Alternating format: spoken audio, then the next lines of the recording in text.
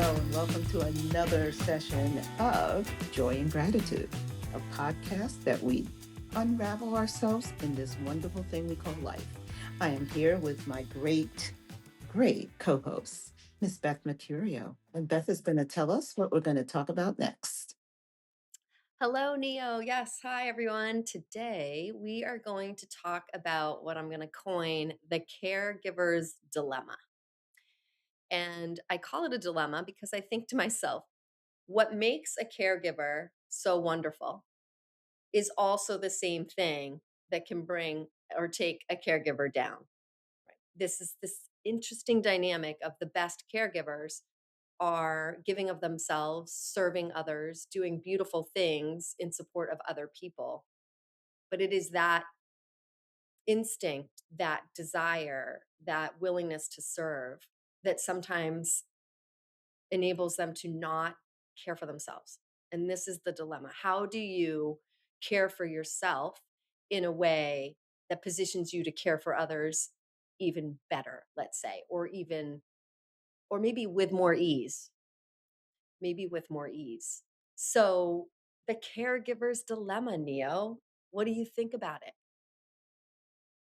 I think about the fact that this is something that as we age becomes paramount because life changes. We go from being children that we're cared for, teenagers that we're guided, and then adults where we are caring for children, we're caring for parents, and we are always in a caring mode.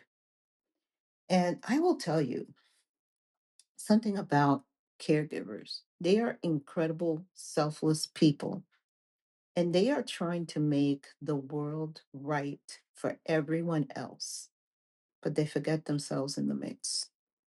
And it's incredible how they'll show up, do everything that they have to do for that other person, and then go and work an 10 to 12-hour day at a job, come back and do it again, and forget sometimes simple things, washing your hair, putting on lotion, eating something that's nutritious, forgetting to eat. Sometimes a shower is, something really special that you cherish because it's the only me time you have. The caregiver needs to understand that if you are riding empty, at one point, you'll need the care. You can't keep riding empty. You just can't. And, yeah. And And I have why to, is it that yeah, go ahead, sorry, go I ahead. just have to, give kudos to my husband.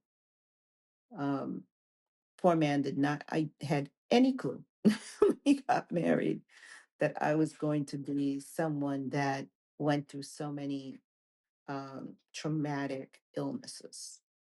They've been multiple.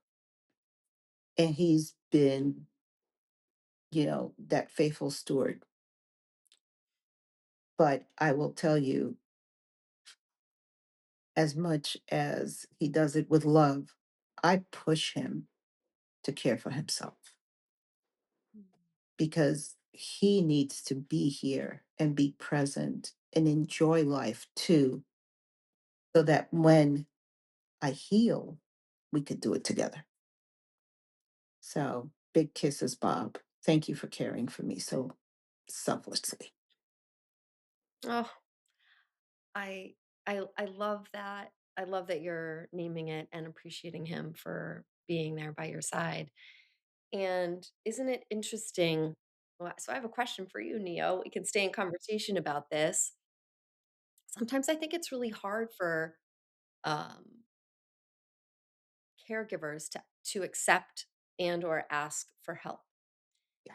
And what I love is that in a way, you're saying that you need Bob to take care of himself is asking for support in a different way, kind of a beautifully different way. But I want to talk about and I want to explore why is it so hard to accept or ask for help when we know on the other side, on the flip side, if we have a friend or a family member or someone that needs us and asks for help, it can often feel good because we know when they ask, we know what they need. And then we can show up for them in a way that we know supports them because they've said, this would be helpful. This would feel supportive. And showing up for someone in a way that is exactly what they need, not showing up for someone in a way that you think they need, because sometimes that's not actually what they need. There's such beauty in that. So I know what it feels like. And I do want to pause and say, I've had to learn to ask people what would feel supportive. I think in the past, I would just do, which is projecting onto someone else what you think they need. And there can be some missteps in that because maybe what you project them to need is not what they actually need. And now that I say, what would feel supportive? Is there something that I can do? How would it feel if I did this thing? It feels really good to do that thing that I know they want, need, and would feel good. So, why is it that if in reverse, I've got some issue, I need some healing, I actually need some support, I find it hard to actually just say what would feel supportive or what I need? Somehow I don't want to say it. I'll just stay by my like that feels so interesting and that's what I want to explore that we know it feels good and yet we somehow when we're on the other, the shoes on the other foot, we don't just put it out there what we need and the support that we want and how to help people help us. Welcome to therapy, Gen Xer. You're a Gen Xer. Seriously. I'm a Gen Xer. Here's the deal. We were the kids that, and this is scientific. This isn't Neo just making it up. We were the kids that were left as latchkey kids to figure it out for multiple hours a day until our parents made it home. Nobody asked how we felt about it. Nobody asked about what happened. What they asked it was, did the chores get done? Did you finish your homework? Did you take the shower? Whatever it was in line that you were expected to do while your parents were away. You fixed your own snack, you figured it out.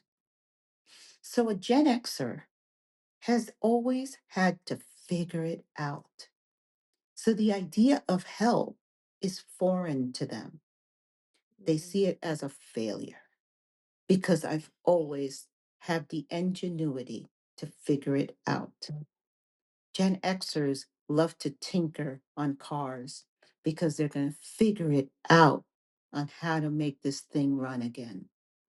They like to fix things, whether it's their children's needs, they're there as the fixer, the closer, the doer. So think about all of a sudden there's trauma in your life, whether it's your mom just had a stroke, your wife had an accident, your child had an accident, you go into fix it mode.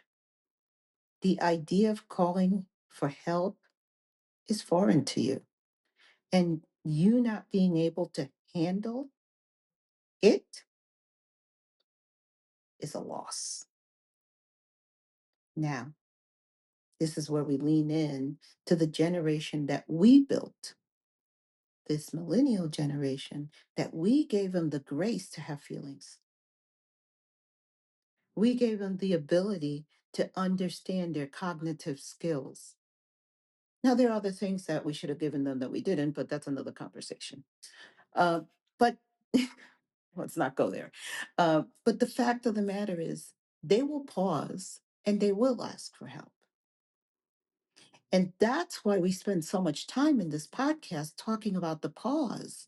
That's why we spend so much time in this podcast talking about the flow, is because we understand that our generation and the one before us were raised to figure it out. We're raised to be actionable. We're not raised to feel or ask for help. That meant weakness. Not true, but it's all we knew. No. Wow. This is not a new topic. And I love that some of these things come back. I don't know where it was in some of my marketing PR land. It says you have to hear something like 250 times for it to really sink in. And so I love that we're coming back here to what it is that we've learned that then we pass down. And I think, name it. Okay. Yeah. Because we grew up having to figure it all out, just m- literally resourcing ourselves, independence, all of those things, not by choice. Again, many of us, it wasn't, hey, do you want to go? No, it was like, you got to go figure that out. Because of that, right now, I think we're in this other place where some helicopter parenting has taken place. This fixer that you talk about, this inability to let something just happen and allow them to figure it out, we've removed. So, in some ways, there's the beauty, you were saying, there's some beauty in it. I love finding the beauty in how we raise children differently, how we interact as communities differently than our parents did. But also, right, we're always reactive. So, we reacted to something and then maybe we went over in protecting, fixing, not allowing them to actually experience some of the things that are Mhm. hard, the things that we really had to face, even though we didn't want to. We try to say, like, oh, I don't want them to have to feel that way. So, really well intentioned, but not necessarily serving them well. And now the irony is at 55, I'm undoing it. I'm undoing this, like, I got to go fix it. And I have to, the self talk, the pause that you've just mentioned, to not intercede, intercept, get in there, tell someone how to do it, say, don't do that, is it's really hard. And I definitely still misstep. I'll still jump right in on something, some decision or choice that one of my daughters has made. And I know it as the words are coming out. I'm trying to bring them back and just say, you don't tell, she's going to have to learn. She's going to have to figure that out for herself. If that choice ends up having a bad consequence, guess what? She will not make the same choice again. And obviously we don't do that when there's safety involved, right? We don't do that when there are big stakes. But the thing is, I think we all got conditioned to do it for the little stakes, for the things that didn't really matter and the learning that was important for them. We still jumped in, and I still do it, and I have to work on it every day. My instinct to get in there and make it easier for them because it wasn't so easy is not helpful. It's not helpful. They don't, first of all, they don't want it. And second of all, it's not good for me because then we're in some kind of a conflict. Whereas if I just supported them and said, wow, that's an interesting choice, I hope it works out. Or, if we stay in growth mindset always with our kids, what are they learning? What are they learning? It may not be a lesson that I'm thrilled that they're having to learn, but maybe they need to learn it. And they certainly need to learn it for themselves. Because what I'm doing is saying, I already learned that lesson. So I'm going to tell you the result, which assumes we're the same humans. And guess what? No one is the same. No one is the same. The nuance of us as humans is that all of us are different. The circumstances are different. The way in which we react is different. And all of that, I think, matters. But I listen to you and I just think, I am still struggling with being a fixer and being a caregiver who wants to provide all of this help and support in a way that ends up sometimes not being helpful, which circles us back to that first comment. How can we say when somebody comes to you with a problem, a situation, something that's happening in their life, the words, how can I support you? What would be helpful? Even though you have a million other narratives around what you think would be helpful, what you want to say they should or shouldn't do. Asking that question allows that person to maybe look at some other options, to maybe invite you to be a part of it instead of you overstepping. I just said a lot, but I clearly am passionate about this topic as I struggle with it still today. So I am also in the recovery phase of this issue. That is why I, have studied it so hard, because it's a daily struggle. It is so easy to become the fixer. Um, and I have to remember every single day that everybody hurts sometime, and you got to let them hurt. The other thing is that comes to mind with this when now that we've directed it to our children is a lot of the reason kids are um, uh, ghosting or separating themselves from parents is because parents aren't letting them be adults. I mean, there are other issues altogether, but that's part of it. you know, a conversation is a two-way street, and that means that because the child shares doesn't mean they want to hear your opinion. Sometimes they just want to share. And again, our generation has problems holding that back. So, you know, why did I go here? Okay. The reason I went to this extreme is because the number one thing we have to do is listen. When someone comes to you in distress, when someone comes to you to share, they just want a safe space.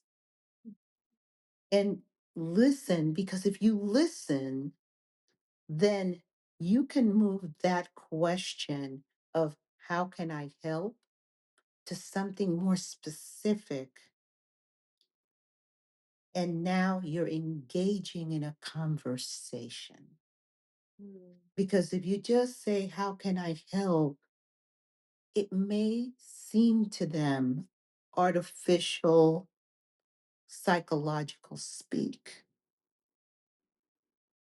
But if you say, you know, do you need help with the doctors? Do you need help with transportation? Because you're hearing them that there's the gap in the conversation.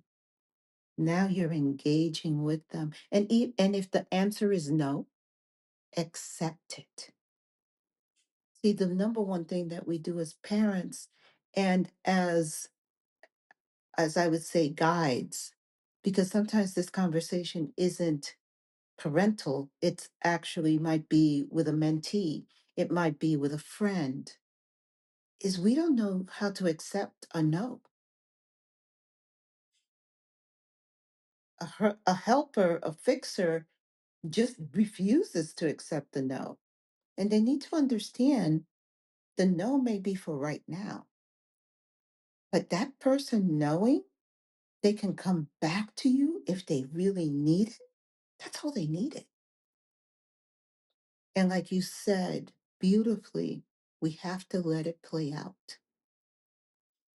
Your children won't ghost you if you respect their views and the way that they are maneuvering their life, in spite of what you may know could happen. And I say could happen.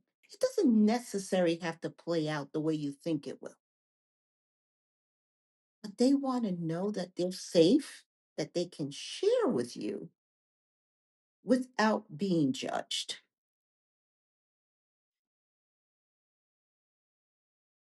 Yeah, this idea of letting things play out. I'm so not good at that, but I really do work on it because it goes back to this nuance that we're all different.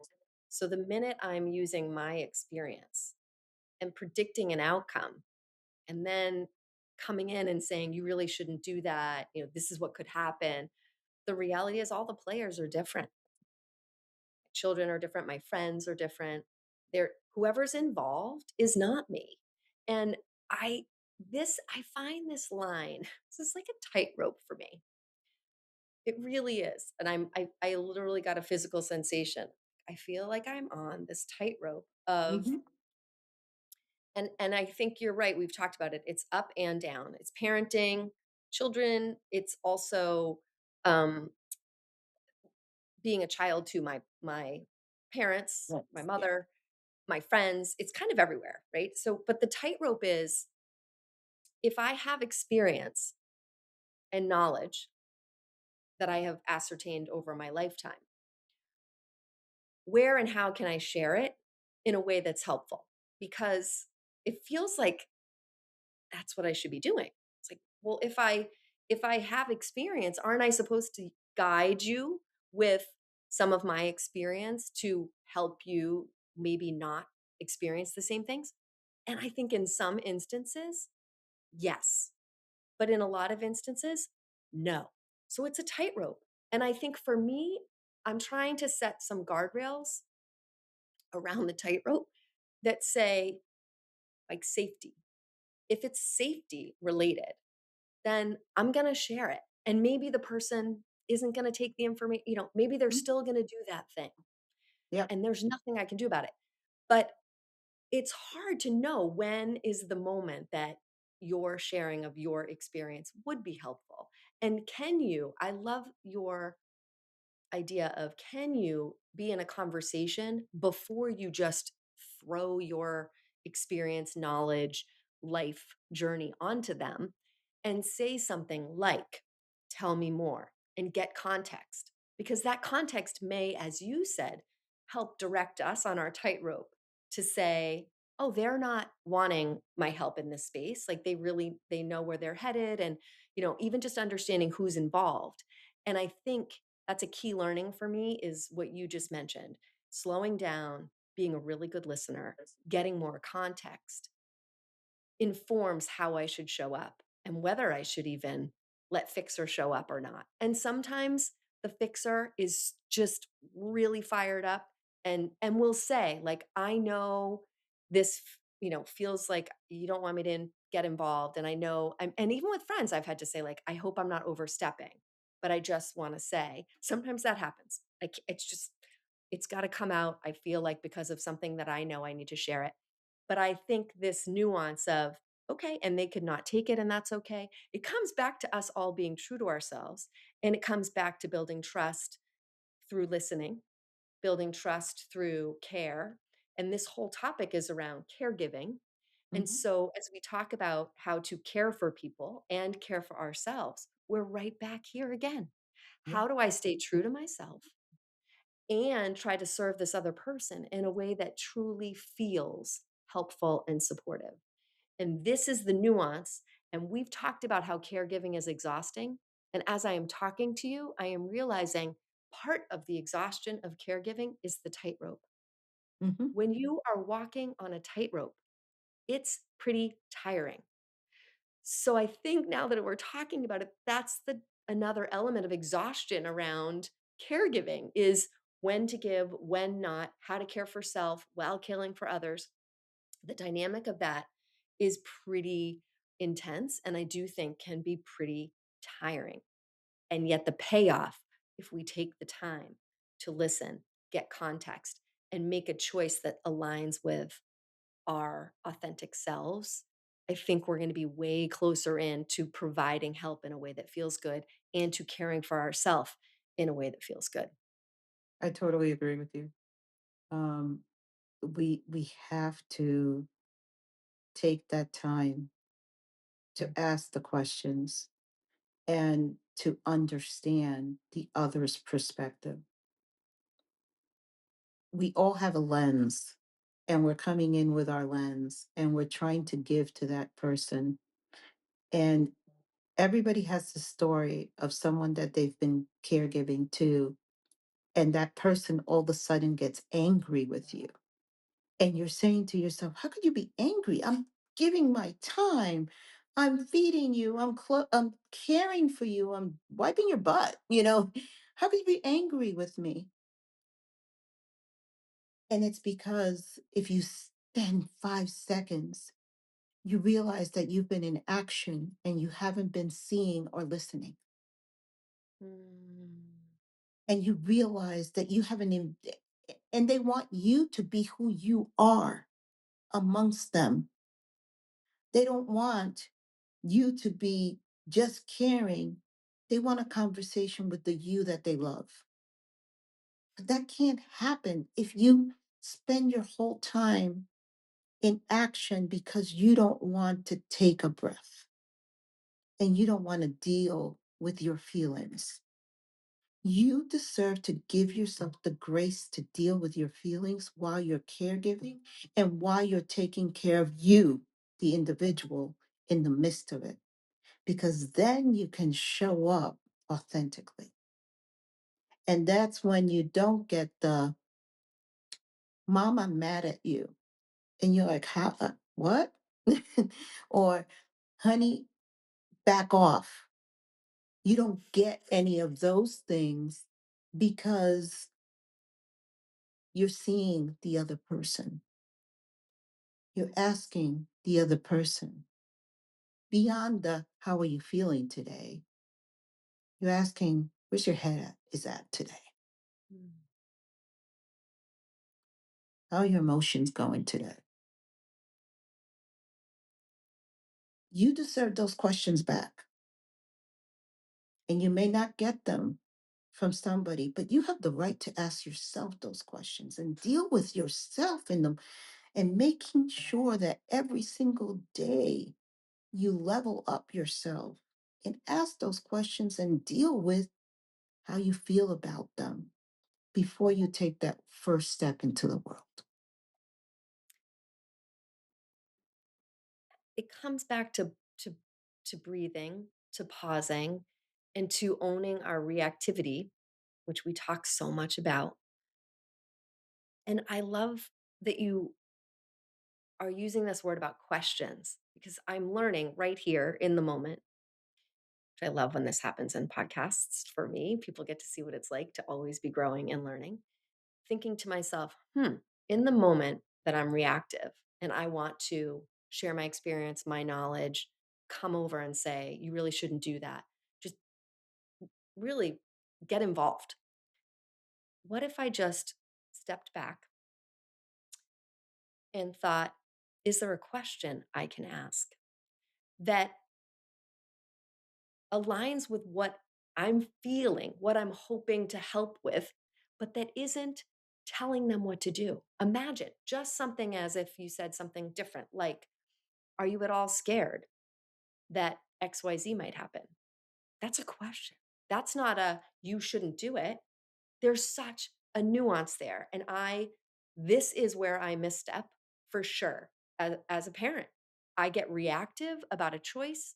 I come in and go, you can't do that, or you shouldn't do that. I use those words like, this doesn't make any sense. I think you're going to regret it. Like that language is then brings right, the confrontation, the get out of my space, the back off, all the things you just mentioned, instead of the context. If I ask the question, are you at all fearful of this happening? The answer could be beautiful, like not at all, because I have XYZ trust, or this is what's happening in the background. Or so all the information that I jumped and didn't find out because I wasn't listening could come out, and then all of a sudden I no longer am projecting my fear based on my experience onto somebody else's experience. It's like as simple as that. So yes, caregivers out there, use the pause. Don't deny your feeling, your whatever's going on for you. Own that, but see if there's a way to shift that to truly be helpful and supportive.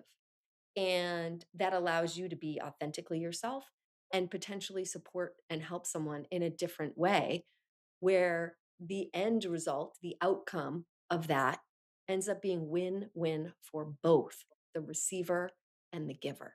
And if we all walked this world doing that, I think we would be all a little bit more at ease. I, I love that. That is so powerful. And as you stated, those beautiful words, what came to mind is letting those that are going through the trauma, the illness, the situation be able to move on. Because sometimes, us caregivers, we keep them in the initial trauma and they want to move on. And that is part of the tightrope walk that we're still in the trauma. Their brain is, I made it, I'm alive, I'm dealing with this. I understand my limitations. I understand that things will happen in its time, but our caregiver is still on the trauma Mm. because we're not listening, because we haven't asked those beautiful questions. We haven't engaged. We've just been in action mode. And we need to give ourselves also the door to move forward past the initial care. So, with that, I've selected a song that was extremely helpful to me in the midst of trauma, in moving forward, in having the conversations with my caregivers, with being able to stir the ship. And the name of the song is I'm Not What Happened to Me. And it's by Good Vibes Tribe. And it's a beautiful song. It basically says, that was then. That's not who I am now. Let be and let me move forward. What do we have with Gratitude Rocks? Okay, let's see.